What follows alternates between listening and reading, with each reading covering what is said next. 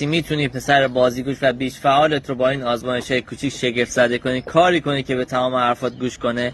شیر رو بریزید داخل نوشابه، معجزه رو ببینید. نوشابه خیلی سریع بی رنگ میشه. یه شمع روشن کنید، بذارید داخل لیوان و آب بریزید داخل لیوان. میبینید که شمع خاموش نمیشه. داخل یه شیشه کاغذی که آتش سرید رو بندازید و یه تخم مرغ روی درب شیشه قرار بدید. حرارت هوای داخل شیشه رو میسوزونه و خلا ایجاد میکنه و تخم مرغ بلعیده میشه داخل شیشه. 3 درب بطری روی آهنربا قرار بدید، یه تیکه شیشه روی اون قرار بدید و یه آرمیچر چرخان قرار بدید. به آرومی شیشه رو بردارید، میبینید که آرمیچر همچنان در هوا میچرخد. یه تیکه چسب رو روی قسمتی از سطح بادکنک که پر از آبه بچسبونید و بعد سوراخش کنید و مطمئن باشید که بادکنک نمیترکه و آب به راحتی خارج نمیشه. بهش میگن پدیده جریان آرام.